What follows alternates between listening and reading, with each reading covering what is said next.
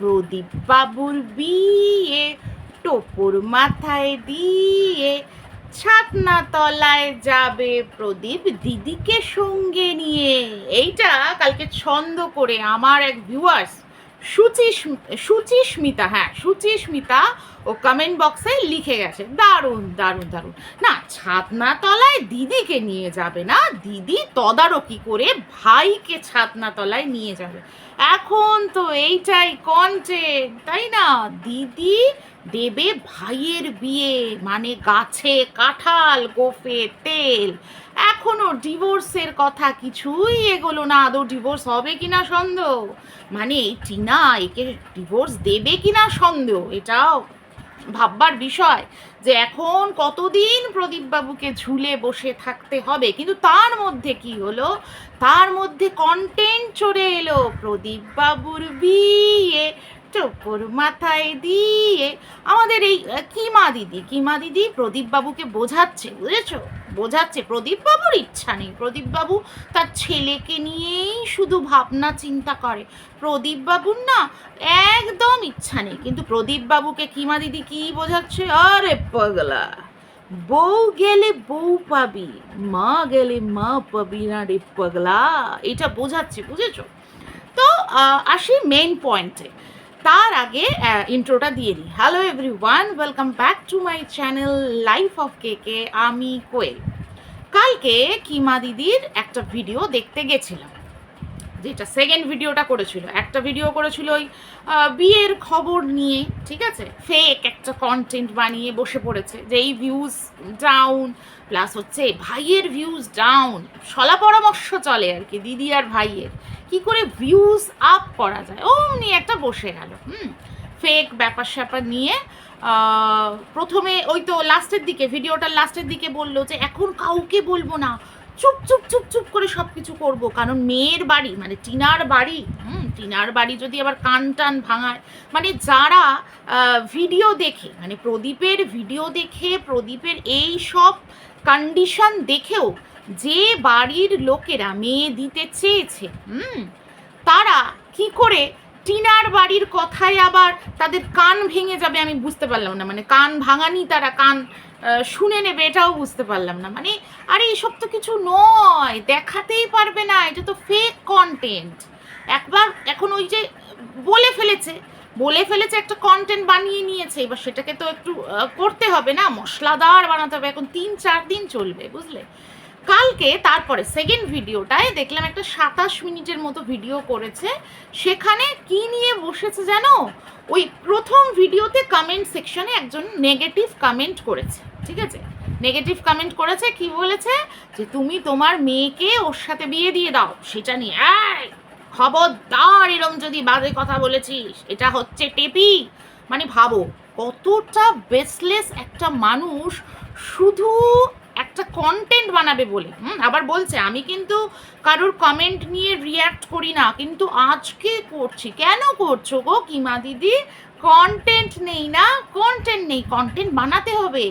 দিয়ে দিল ওটা টিনার ঘাড়ে, ওটা নাকি টিনা এসে লিখে দিয়ে গেছে। মানে টিনার আর কোনো কাজ কাম নাই না, কে একটা লিখে দিয়ে গেছে, নিজেরাই হয়তো কোনো ফেক প্রোফাইল দিয়ে নিজেরাই লিখেছে কন্টেন্ট বানাবে বলে বলে ওটাকে নিয়ে একটা সিন ক্রিয়েট করে বসে গেল, ঠিক আছে। 27 মিনিটের একটা ভিডিও বানানো হলো। প্রথমে হচ্ছে এই কমেন্ট সেকশন, মানে নিজের কমেন্ট সেকশনে ওই নেগেটিভ কমেন্ট নিয়ে অনেকক্ষণ বক বক বক বক করে গেল যে আমরা ওই রকম নই, এই যে তুই গেছিলিস ভাড়া নেওয়ার সময় নিজের প্রেমিককে ভাই সাজিয়ে, আমরা ওরকম না। মানে এই কথাগুলো বলবে বলেই কিন্তু ওই কমেন্টটাকে নিয়ে কন্টেন্টটা বানিয়েছে। আমি ভাই, মানে কিমা দিদি বলছে আমি ভাইকে ভাইয়ের চোখেই দেখি, আর আমার মেয়ে আমার ভাইকে মামার চোখেই দেখে। এই সব কথা নিয়ে সে একটা ভিডিও বানাতে বসলো কিমা দিদি। সেখানে শেষ হলো না, কিমা দিদি এরপরে কি করলো খালি ভাবো, চলে গেল টিনার কমেন্ট সেকশনে। সেখানে একটা কমেন্ট পড়ছে আর বলছে কি মজা লেগেছে এই যে মা বাবার দায়িত্ব কর্তব্য পালন নিয়ে যে টিনা ভিডিওটা করেছে সেখানে যে নেগেটিভ কমেন্টগুলো পড়েছে সেইগুলো নিয়ে কন্টেন্ট বানিয়েছে আমাদের কিমা দিদি। উফ, কি শান্তি! এই যে লোকে ঝাড়ছে, এই যে লোকে বলছে, তাতে কিমা দিদির শান্তি। ভাবো ভাবো, চিন্তা করো, এত বড় একটা ক্রিয়েটার, মানে এই যে সাবস্ক্রাইবারের সংখ্যা দেখেই তো একটা মানুষকে ক্রিয়েটার, মানে ওই রকম বড় ক্রিয়েটার এরকম ট্যাগ লাগানো হয়। তো তার কন্টেন্ট কি? তার কন্টেন্ট হচ্ছে ওর কমেন্ট বক্সে সব কটা কমেন্ট পড়বে আর একটা একটা করে রিয়াকশন দেবে। উফ, কি বলেছো, কি করেছো, তোমার বাচ্চাকে দেখতে ইচ্ছা করে না? কে একজন হয়তো প্রশ্ন করেছে, সেটা নিয়ে কিমা দিদি উত্তর দিচ্ছে, না গো, করে না গো, করলে কি ছেড়ে যেতে পারতো? আরে ওই সিচুয়েশনে, ওই কন্ডিশনে ওই মেয়েটা কি ঝেলেছিল সেটা কি আমরা জানি? সেটা কি আমরা জানি? কালকে সব থেকে হাস্যকর আমার একটা বিষয় লেগেছে, যদিও বা আমি জামাই বাবুকে, মানে কিমা দিদির হাজব্যান্ডকে কোনোভাবেই ছোট করব না, তাকে আমি জানি না, চিনি না, আর আমি ওরকম পার্সোনাল অ্যাটাক করে কাউকে কখনো ভিডিও করিও না, কিন্তু উনি উদাহরণটা তুলে এনেছেন তার মধ্যে, সেই জন্যই আমার হাসি পেয়ে গেছে। উনি বললেন, অনেকটা গল্প করলেন যে জামাইবাবু মানে কিমা দিদির হাজব্যান্ড ওনাকে অনেকগুলো মানে শিক্ষণীয় ব্যাপার স্যাপার কিন্তু বলেন। উনি বলেছেন যে এই যে দুটো মানুষকে জুড়ে রাখবার জন্য কিন্তু বাচ্চার প্রয়োজন, এটা বলেছেন। তারপরে বলেছেন যে কোনো কিছুই বেশি ভালো না। হ্যাঁ, মানে উনি এগুলো এক্সপ্লেন করছিলেন যে দেখবে যখন আমরা বেশি রিচ কিছু খেয়ে ফেলি তখন পরের দিনই কিন্তু আমাদের মনে হয় না বাবা আর কিছু খাবো না, সেদ্ধ টেদ্ধ খাবো, ঠিক আছে, এটা বললেন। কোনো কিছুই বেশি ভালো লাগে না।